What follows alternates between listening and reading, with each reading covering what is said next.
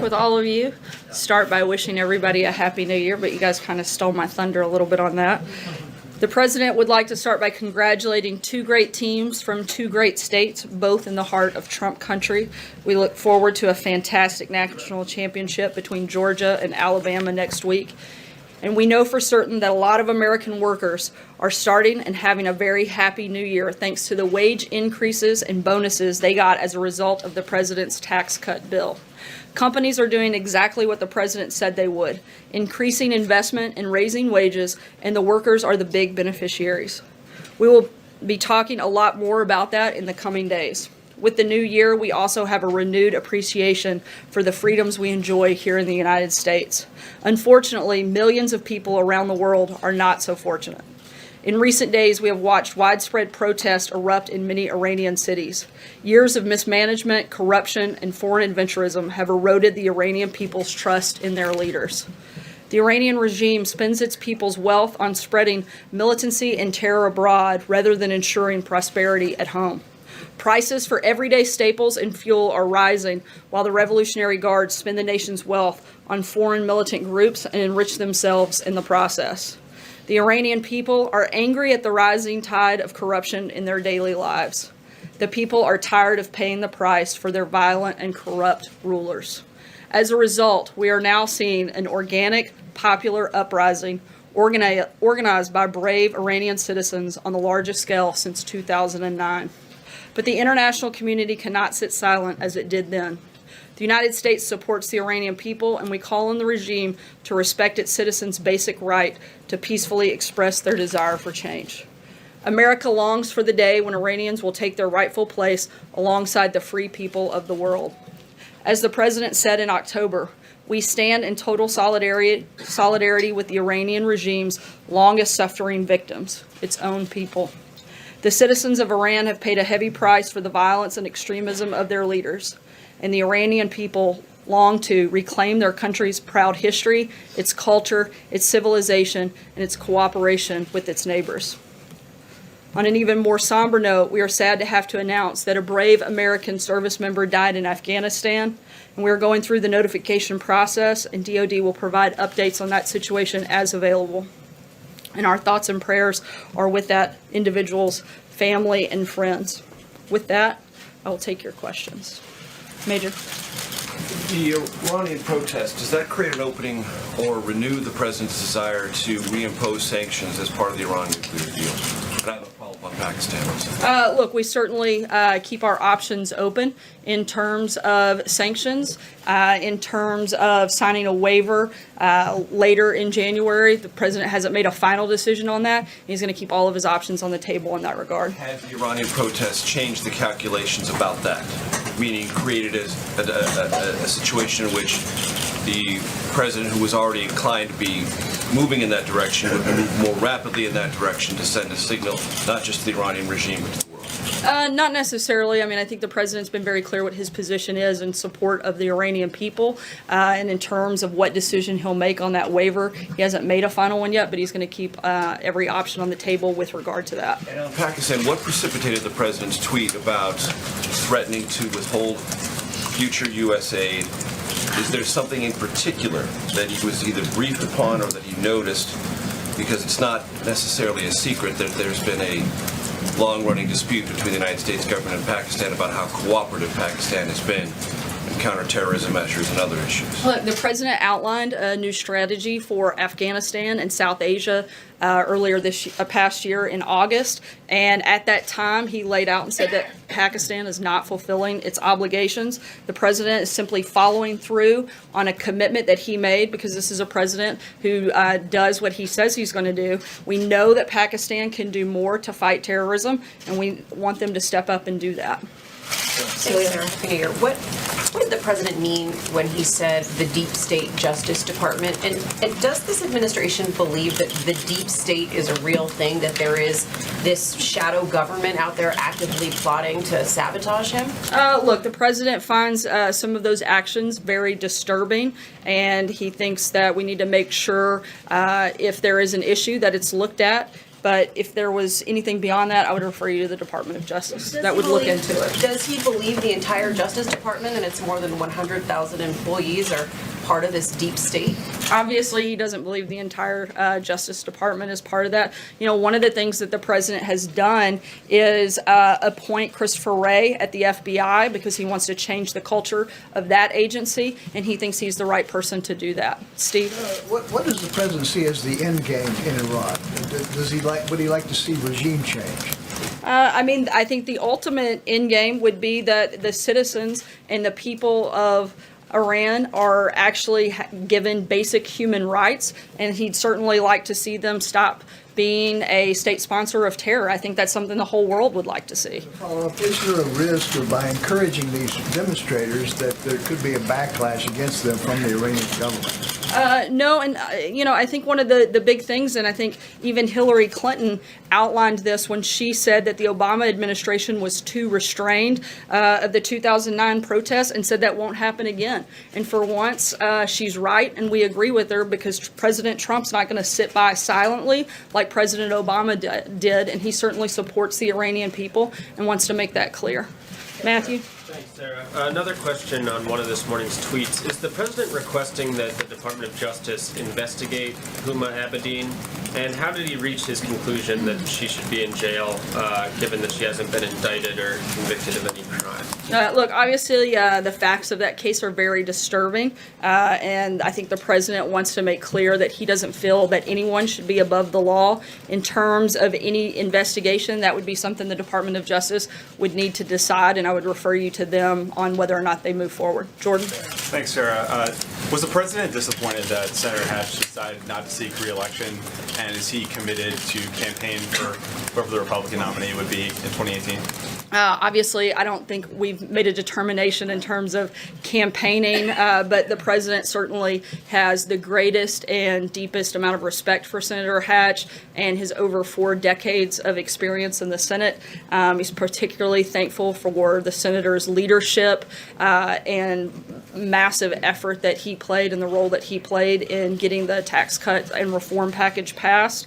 And the president certainly praises his service and is very sad to see Senator Hatch leave and knows that he will certainly be missed. John? Thanks a lot, Sarah. President Moon of South Korea has reached out to North Korea about a possible meeting between North and South Korean officials as early as next week. Is this a meeting that the administration supports? Would it in any way upset your strategy for dealing with North Korea?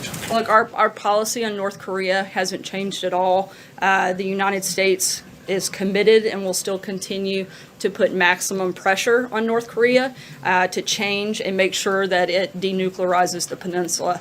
Our goals are the same, and we share that with South Korea, but our policy and our process has not changed in this. Trey? Would such a meeting be helpful? Sarah? Sorry, go ahead, John. I'll come back to you. Would such a meeting be helpful, though, in terms of diffusing the situation that exists now in the region? Again, our policy hasn't changed, and we've been very clear about the fact of what our priority is, and that's a denuclearized peninsula, and there's nothing new to update on that front. Trey? Thanks, Sarah. Two on Iran. The president tweeted over the past weekend that the U.S. is watching very closely for human rights violations. What actions are being considered by the Trump administration should these violations occur? Look, we'll keep you posted on any actions that we plan to take, and we're keeping a lot of options on the table at this time. And if I can follow up on Steve's question about regime change, there are protesters who are calling for regime change in the country. Does the Trump administration support regime change in Iran?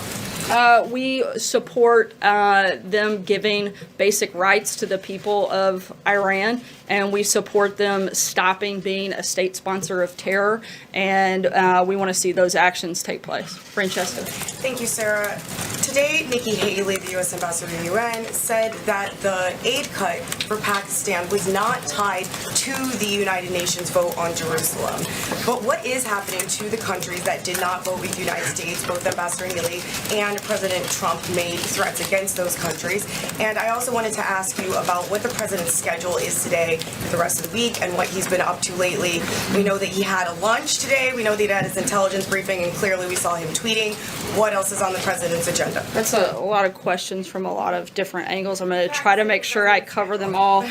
First, in terms of Pakistan, as I said, our goal is that we know that they can do more to stop terrorism, and we want them to do that.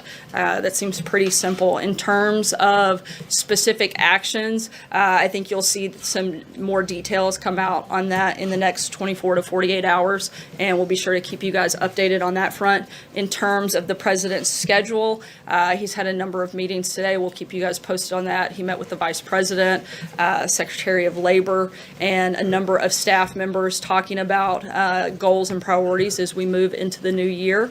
And we're excited about having as a successful 2018 as we did 2017. Ashley. Sarah, this morning the president tweeted that Hispanics and DACA activists will soon be falling in love with him and Republicans. So what protections is the president, if any, prepared to provide to Dreamers? And would any protections for Dreamers have to be tied to a tangible physical wall at the border? Look, the president wants to have responsible immigration reform. He said before that he would like to include a DACA resolution in that process, and we hope to be able to work with members of Congress to get that done, and that's certainly a big priority for the administration in 2018. Any specifics? We've laid out what our principles on immigration reform look like, and that would need to be part of any package that includes DACA. Sure.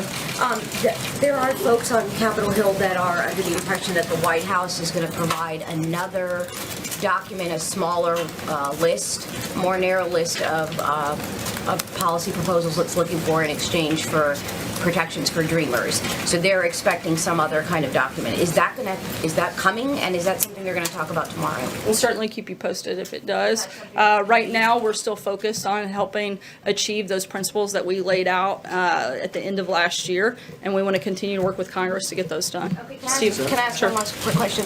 There are a couple. I'm in a good mood today, and we haven't been here a long time. So. There are at least a couple of folks that were nominated last year that did not get confirmed by the Senate.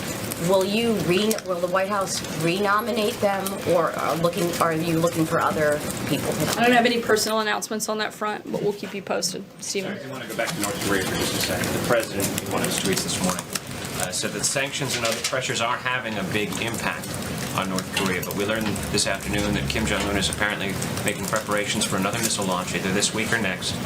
There was the rhetoric over the weekend about a nuclear button on his desk.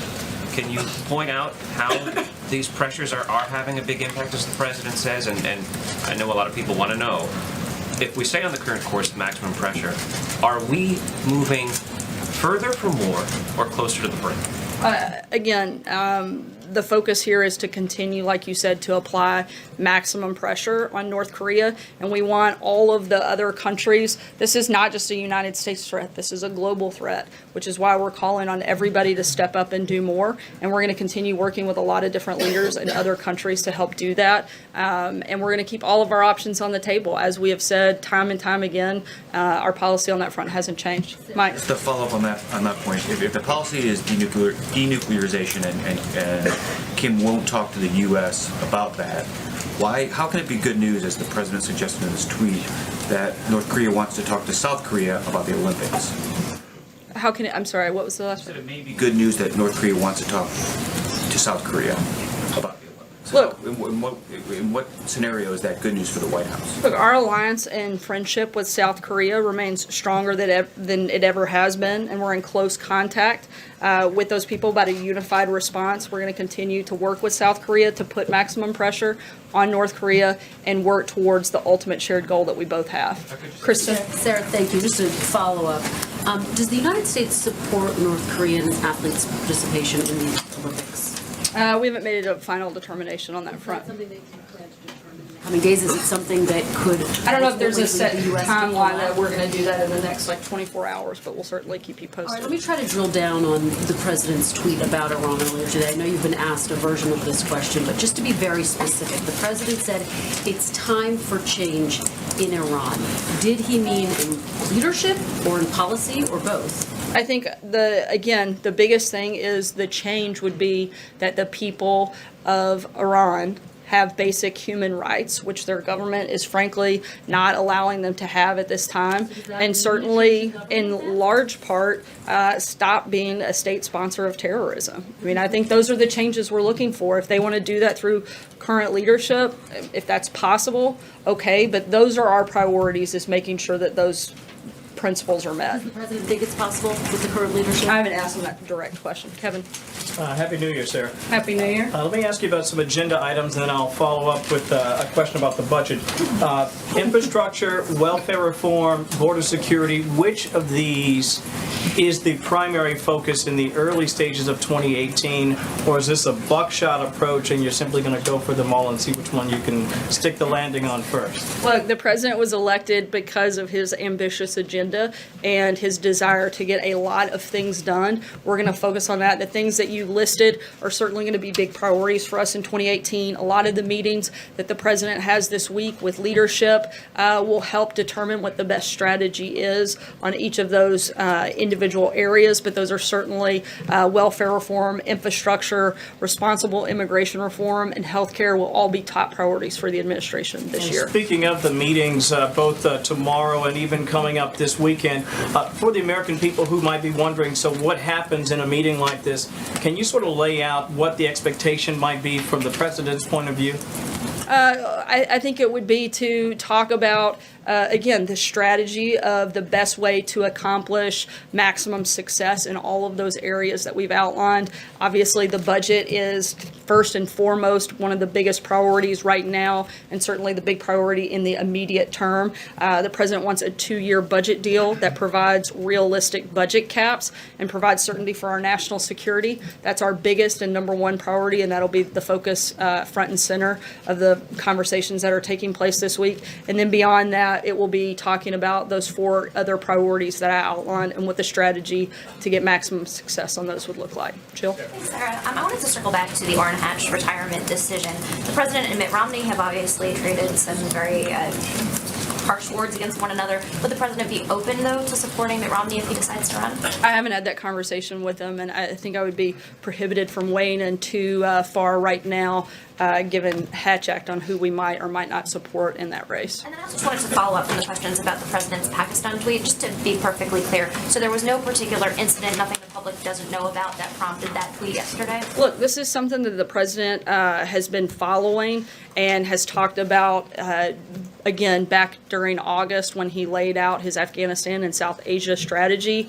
And this is something that the administration continues to watch on a daily basis, and the president receives daily updates and briefings, and I can't go into any further detail beyond that. John? Thank you, Sarah.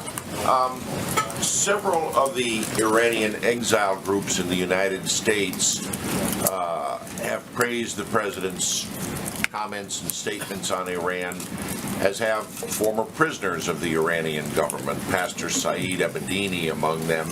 Is the president in touch, either directly or indirectly, with any of the exile group, notably the National Council for Resistance in Iran? I'm not aware of any conversations, certainly not directly between the president, but I'd have to verify that no one in the administration has had those conversations. I'm just not prepared to answer that extensively.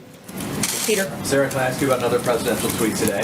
The president today appeared to take credit for 0 commercial airline deaths in 2017. In fact, there hasn't been a U.S. commercial airline fatal crash in the country since 2009. So does President Obama deserve credit for that long stretch that dates back to 2009? Look, the president has raised the bar for our nation's aviation safety and security. He certainly is very grateful. Last year, the president announced his initiative to modernize air traffic control, and under his leadership, the Department of Homeland Security released enhanced security measures to ensure safer commercial air travel. Look, the president's very happy that there were no commercial airline deaths in 2017, and we hope that that trend continues well into 2018 and beyond. Brian? Just to follow up, then Michael Huerta is the FAA administrator. Obviously, he's had a successful run. He's an Obama holdover. His term expires this week. Will he extend Michael Huerta?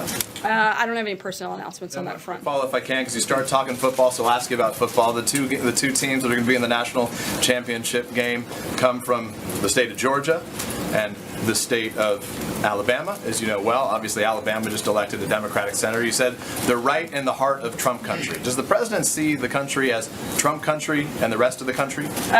Look, I was certainly making a congratulations to two great football teams in the greatest conference in the country, which I'm sure that most of you will all agree, even those that don't live in one of those lucky states. I'm not going to ask you specifically about, I'm not going to ask you if you work during the holiday, because I think I know what you'll say there, but what I do want to ask you is...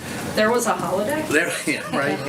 What I wanted to ask you is, will he give a comprehensive breakdown of what he accomplished during the holiday season? And specifically, he met with Steve Mnuchin, Wilbur Ross, Robert Lighthizer, his trade rep, his commerce secretary, and his treasury secretary. Did you accomplish anything during that break, and could you let the American public know what it was that you accomplished? Obviously, the president's been extremely focused on trade. He talked a lot about it during the campaign, has talked a lot about it since he was sworn in. That's going to continue to be a big priority for the president in making sure that American workers and American companies are at the best end and have better trade deals. He doesn't feel like we have very many of those right now and wants to make sure that we make every effort to improve all of the trade deals that we have so that we're benefiting our workers and our companies and our country. And that was certainly a big part of that conversation and will continue to be so. And we'll keep you posted if we have specifics to roll out on that front. Does he plan to hold, he's had one solo press conference in a year. Is there any chance we get him out here to answer some questions from us anytime soon? We'll certainly make sure that you guys are aware if he's going to make an appearance. Look, the president communicates. He's one of the most accessible presidents we've ever had. He gives feedback and answers questions in a variety of different ways. Sometimes it's through a press conference. Sometimes it's chatting with you guys on the way to and from Marine One. It's often through Twitter where he gets to speak directly to the American people and give exact information on what his thoughts and feelings are. The purpose, if I understand correctly, is for you to get information about where the president is, and we do that in a variety of different ways. Hunter? Thank you, Sarah, and Happy New Year. Happy New Year. So in less than a year in office now, President Trump has visited golf courses 91 times. There's confirmation that he's played the game of golf at least 75 times. Sean, back in March, told me that this was different than President Obama's use of golf, which was Obama played far less than President Trump, but Sean said Trump was using the game much differently. Can you tell me the biggest single thing the president has accomplished for the American people during his time on the golf course? I think it would certainly be developing deeper and better relationships with members of Congress in which those relationships have helped push forward the president's agenda, specifically when it comes to helping get the tax reform and tax cuts passed. A lot of that, I think, and the success of that came from the strong relationships that the president has, and he's played golf with a number of senators and used that time certainly to accomplish that. If so much has been accomplished during this time, there seems to be a bit of a transparency issue with his time on the golf course. We don't always get confirmation of what he's doing there, despite a lot of requests. There was this incident with the box truck. Why does it seem as though the White House is a little has some kind of issue about his time on the course? I think it's the press that has an issue with his time on the course. The president's extremely proud of the accomplishments we had during 2017. I don't think anyone can argue is probably one of the most successful first years in office, passed major legislation, reworked the court system, and got a Supreme Court justice nominated and approved and on the bench in the first year, a booming economy, massive gains against the war on ISIS. I think we've had an extremely successful 2017, and some of that's due to the relationship building that he was able to do there. We'll take one last question. Eamon? For confirmation? I'm sorry? Is there a reason for no readout or confirmation when he's having these meetings on the course? We provide information when it's pertinent to the day, and we'll continue to do that. Eamon, go ahead. Thank you, Sarah. Earlier, the president tweeted about tax reform, saying companies are giving big bonuses to their workers because of the tax cut bill. Really great. Will the employees of the president's own companies be getting bonuses as a result of the tax cut bill this year? That's a question you have to ask the Trump Organization. The president isn't involved in that, and that's something I would refer you to them. I feel that companies that can afford to pay bonuses this year as a result of the tax bill should do that for their workers. I'm sorry, I missed the first part of your question. Does the president feel that companies that can afford to pay bonuses should pay bonuses to their workers this year? I think he certainly hopes that companies will either give bonuses to their employees or somehow reinvest and bring business back into this country. That was one of the big purposes and goals of the tax cut bill, which we've certainly seen play out over the last couple of weeks, and expect to see a lot more good news come from that. Thanks so much, guys.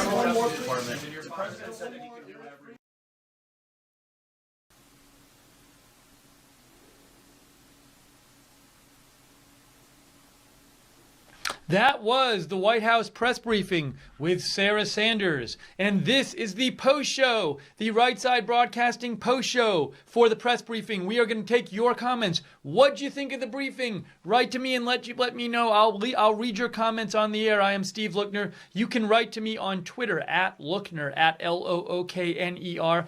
Let me know what you thought of the briefing. I want to hear it from you, and tell our audience what you thought about the briefing. Happy New Year, everyone, by the way. Real quick, I just want to say a quick thanks to the Witness of Cacti. Made a $50 donation to Right Side Broadcasting to help us stay on the air, and he had a comment, or she had a comment, one of the two, he or she. Let's assume it's a he, and he said, because he is a male avatar, I see now, he said, God bless RSBN and QAnon, drain the swamp. We would have never taken the White House in 2016 if it were not for you and your live streams. I lived the Ted Nugent one on November 7th. I love the Ted Nugent one on November 7th, 8th. What a rock show. So thank you to the Witness. We are viewer supported, so if you want to donate to us and help keep us on the air, we rely on your donations to stay on the air. You can do what the Witness of Cacti did. Go to the bottom of the YouTube chat, click on the little dollar sign at the bottom of the YouTube chat. It's like a square dollar sign. You can click on that and donate to us, or you can go to rsbn.tv/donate, rsbn.tv/donate. I have some notes I took during the press briefing that I'll talk about, but I really want to hear from you. What did you think about the press briefing? What did you like about it? What did you not like? Are there any things Sarah Sanders said that you liked or didn't like? Are there any questions you liked or didn't like? So let me know what you thought about the press briefing. I want to hear from you. At Lookner on Twitter, write to me. Italiano for Trump writes in, really? Comparing golf sessions with Obama? Trump may be golfing but conducting business. So there was a question toward the end of the press briefing where one of the members of the press said, asked about how much President Trump was playing golf and said he's playing a lot, been playing a lot. He said like he's played at least 75 times in 2017.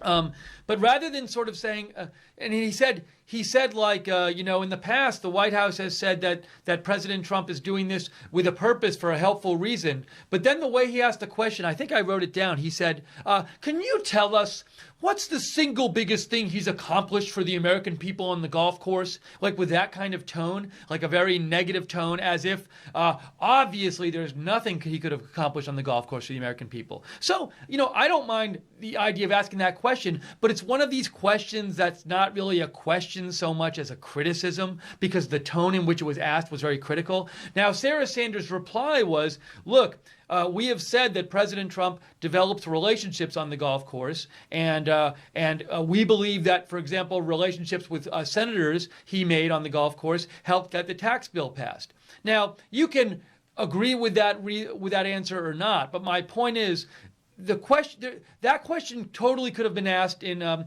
very polite way and just say, and in a genuine question way, and just say like, hey, so you've said in the past that there's a reason he's playing like a positive reason he's playing all this golf and that it's helpful. Can you just elaborate a little bit on what that is? Like that's a neutral way to ask the question. But when you just ask like, can you tell what's the single biggest thing he's accomplished for the American people? Like if you ask it like a tone like that, like it's just clear that you don't think you're not buying what Sarah Sanders is saying, and you're just being critical of it. So I get upset at these press briefings. To me, therefore, the reason we have the press briefings in theory is to have people ask genuine questions that they want to get. And in response, they want to get new information. If press goes in there and just asks non-questions, which are criticisms designed as questions, that doesn't help anybody in America get new information. Like do that in your column or in your report. But it's supposed to be an exercise where we're getting more information from the White House. So I just get a bit disturbed when it turns into a forum for criticism that isn't genuine questions. Anyways, that's just my little editorializing. But would love to hear more from you about the press briefing. Write to me at Lookner on Twitter, and and let me know what you thought about the press briefing. Stony Burke says, who was the imbecile asking about Trump golfing? I don't know who that was. I don't know. Let me know if you know who that was. I don't know. Joseph Riley writes in, the mainstream media narrative is toast, hence questions about golf and possible hypocrisy in Trump family budget dealings. They're done.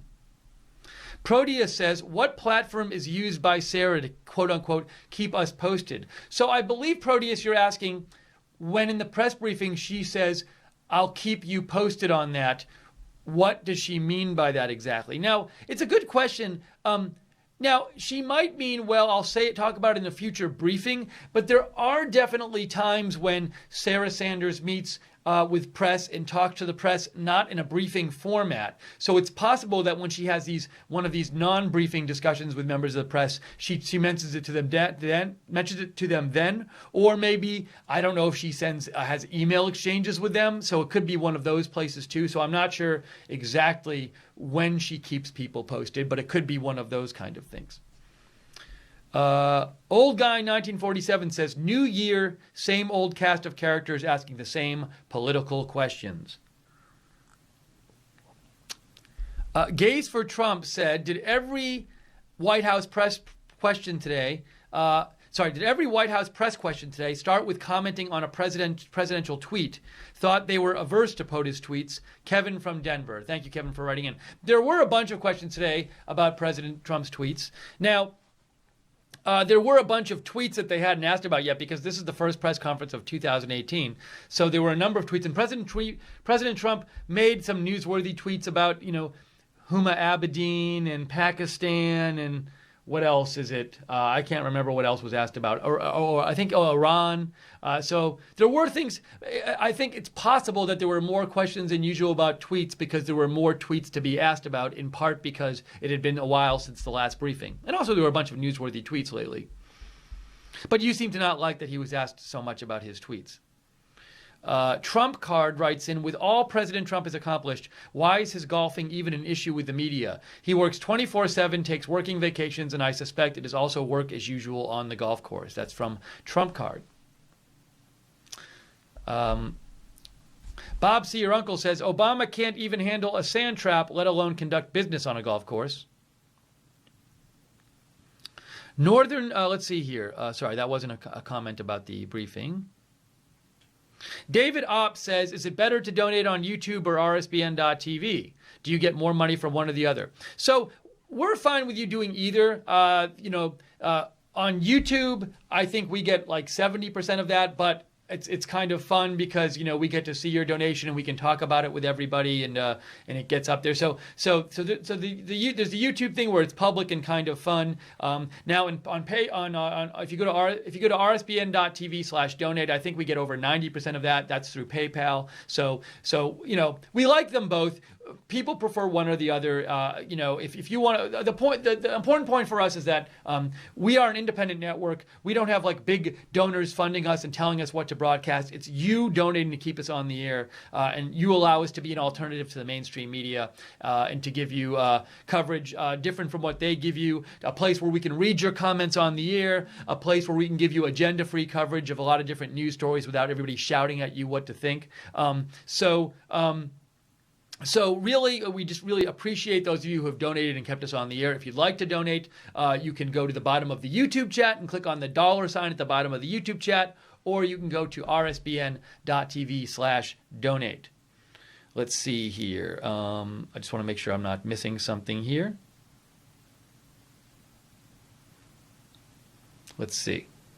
Okay, sorry, I got a message from one of our producers. Jake and Joe are both producing today. They're doing a team brother effort producing. But write to me. This is the post show. We are taking your comments. Thank you to those of you who have written in so far. We're taking your comments on the press briefing. Write to me with your comment.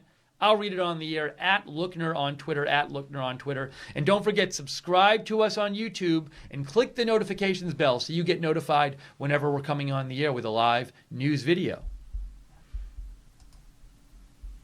Gaze for Trump writes in, thanks for answering my question. I think you are 100% correct. That is from Kevin Denver. Not Kevin from Denver, Kevin Denver, I think. No, Kevin from Denver. That's what the first tweet said. Okay, Kevin from Denver. Ooh, I neglected to check my email. Let me make sure I haven't been ignoring emails. Yes, let's see. R. Rhett writes in, "Hi, Steve. Hunter Walker from Yahoo is the jerk who asked the golf question." So that apparently is... A number of you were very unhappy with that golf question. I talked to you about how I was a bit displeased with the tone in which it was asked. It was more a criticism than a genuine question. But the person who asked it... Let's see if I can... R. Rhett says it's Hunter Walker from Yahoo. Here is Hunter Walker. Well... I'm trying to find a picture of Hunter Walker from Yahoo. There is Hunter Walker from Yahoo. He is at Hunter W. And he actually, so a number of you are upset with it. So just so you know, he posted a tweet. He said, "By my calculations, with 75 confirmed golf days, the president spent over 25 of his days in office so far on the golf course." He just posted that. Hunter Walker on Yahoo. He is the one who asked the question.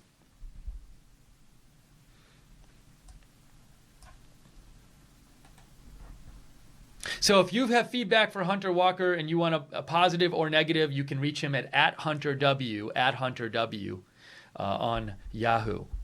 Thank you, R. Rhett, for writing in and letting me know that. And letting our viewers know.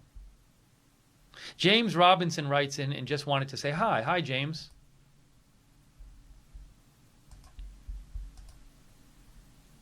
Station Man writes in, 90% of the media's questions about the president are designed to undermine, reflect badly, or damage him. The litany of golfing questions were just for that reason only.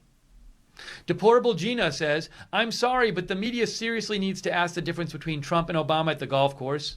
Then, you're saying, I'm sorry, but if the media seriously needs to ask the difference between Trump and Obama at the golf course, then that fool needs to be updated on reality." That's from Deplorable Gina.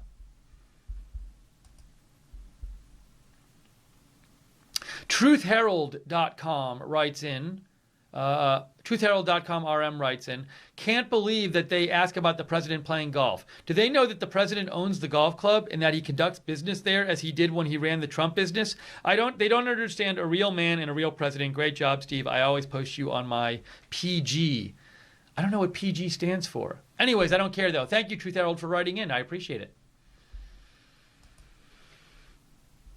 David and Bobby Smith write in, did they just ask Sarah the same questions and make her repeat herself? It's like having a bunch of kids there. Isn't the media smarter than this? Thanks again to our moderators who've been moderating during the broadcast today. In the YouTube chat, we got Pam C., Guinevere, Webster, Real Frank, and Barbara Braley, and we got Common Sense and Glenn O on the website. By the way, if you like our coverage, feel free to share our video on Facebook. I don't know if this one's on Facebook, but in general, you can share it on Facebook, or you can like it on YouTube.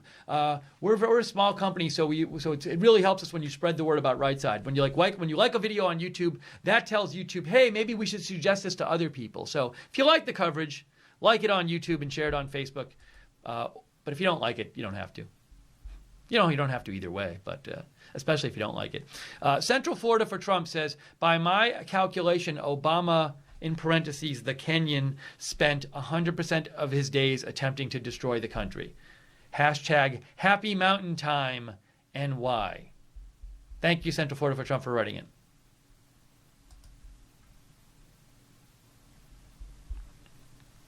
In case you didn't hear, Orrin Hatch is resigning. Orrin Hatch is resigning. He will not be running for his Senate seat for re-election in 2018, this year.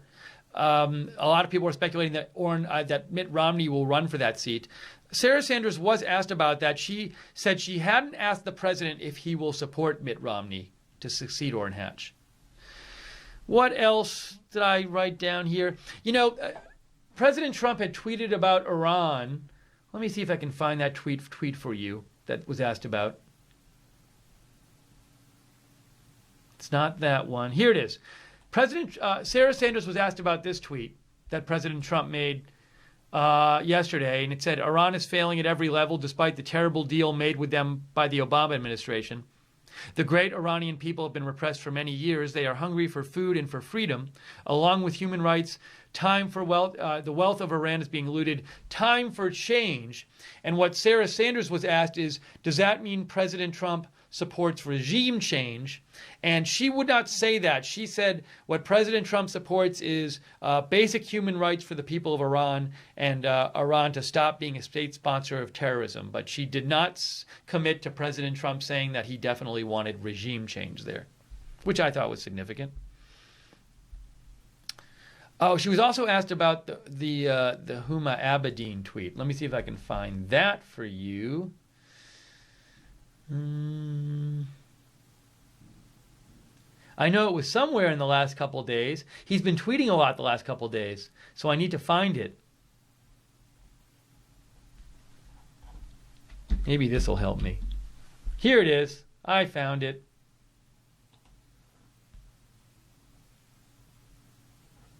Ooh, I think that's not the I found one, but are there more? Is there another one I wanted to show? Here, I think this is the one that she was asked about. It's from this morning. And it says, is this the one? I don't think it's this one she was asked about. This one says, this is this morning, it says, crooked Hillary Clinton's top aide, Huma Abedin, has been accused of disregarding basic security protocols. She put classified passwords into the hands of foreign agents. Oh, this is the one. Remember sailors' pictures on submarine? Jail. Deep state Justice Department must finally act. Also on Comey and others. So he seems to be suggesting the Justice Department should investigate Huma Abedin's having classified passwords. Well, he's saying classified passwords, but basically he's saying they should investigate her for violating security protocols. And he was asked about that today in the press briefing. And Sarah Sanders said the president wants to make clear that he doesn't believe that anyone should be above the law. And she also said the president thinks the facts of that case are very disturbing. But she also said the president does not think the entire Justice Department is part of the deep state. I know she said that. Yes, she replied that to a reporter's question. This is the post show for the White House press briefing. We are taking your comments. What'd you think about the briefing? Write to me. Let me know. I'll read your comment on the air. At Lookner on Twitter. At Lookner on Twitter.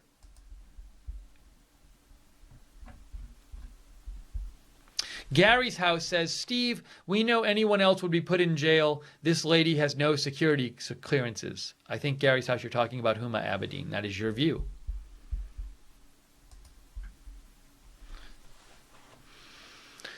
Let's see here. Deplorable Gina says, media asked about his tweets except for the accomplishments made for veterans. Guess the press ignored that tweet. And the tweet you're talking about is this one. You're saying she wasn't asked about this one. This is President Trump's tweet this morning where it says, we will not rest until all of America's great veterans receive the care they so richly deserve. Tremendous progress has been made in a short period of time. Keep up the great work. Secretary Shulkin, Department of Veterans Affairs.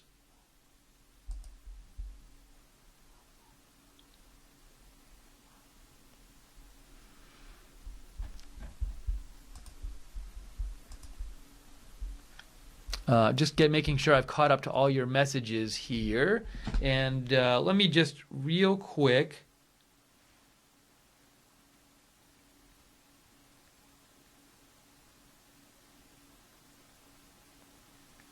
Okay, we're going to be on the air a couple minutes longer, but last call for comments. So if you have comments on the press briefing, get them in now. Get them in now. Last call, official last call for comments on the White House press briefing. By the way, if there is breaking news later today, of course, we'll come on the air and cover it. So subscribe to us on YouTube. Click the notifications bell when you do so you get notified when we're on the air. Follow us on Facebook, Right Side Broadcasting. On Twitter, we are at RSB Network, at RSB Network. And I am on Twitter at Lookner, and I post about breaking news all day, even when I'm not on the air. So if you like breaking news, follow me at Lookner on Twitter. We very well might do an Iran stream sometime today. I just need to, we've been covering this. Once this is over, I need to get back into following that, and that's very possible that we'll do a stream on that.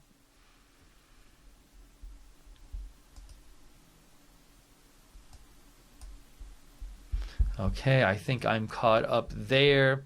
And we look forward to covering, should be so busy, what a busy political year coming up. In addition to all the things the President and Congress will be working on, infrastructure, DACA, a new budget, new budget deal, so much stuff coming. And of course, stuff we can't anticipate. North Korea, so much stuff happening. There will also be, it's an election year. We are in an election year, 2018. Can you believe we're already in another election year? This is an election year. We're going to have primaries coming up in the middle of the year, and then the actual elections in November. So it's going to be such a busy year here at Right Side Broadcasting. We're looking forward to bringing you so much coverage of the news, and hope you join us for it.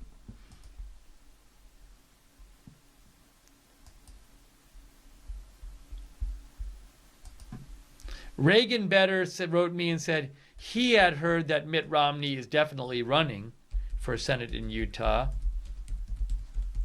Let's see what I can find, if there's been an official announcement. I don't see an official announcement yet, Reagan Better, but thank you for writing in. And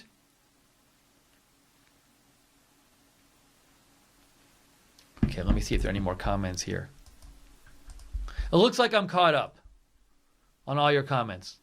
All right, well, we are going to end the stream right now. Really appreciate you joining us for this broadcast. And remember, Right Side Broadcasting, we are viewer supported. Your support is what keeps us on the air. You allow us to bring you a different kind of coverage than the mainstream media does, and we really thank you for it. But if you want to support us, if you want to help us by donating, we can't stay on the air without your support. Please consider donating by going to the bottom of the YouTube chat. The $ is at the bottom of the YouTube chat. You can click on that $, or you can go to rsbn.tv/donate, rsbn.tv/donate. Thanks so much for the moderators who've been moderating the program today. Thanks to everybody in the chat room who's been participating in the chat. Everybody for watching, too. Let's see here. Marsh is there. Light Switch. Who else? Timber Lab. Bob's Your Uncle. Barry H. All the moderators, of course. Guinevere, Pam C. Webster. Real Frank, Barbara Braley. Now everybody's saying thank you. Anon Person, Luciferin, Jamie B, Summer Sunrise.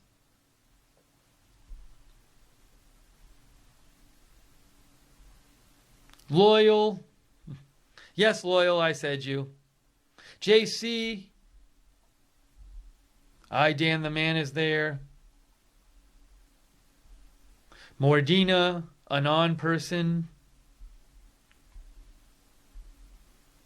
163.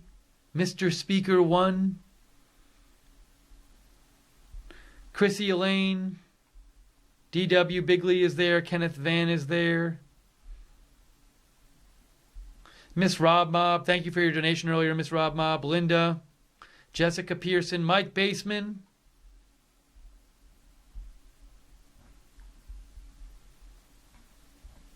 And everyone else there. All right, that's going to wrap it up for this stream. Thanks for watching us at Right Side Broadcasting. If there's big news today, breaking news, we will come back on and cover it for you. But for now, again, Happy New Year. We hope you have a great day today, and we'll see you soon here at Right Side Broadcasting.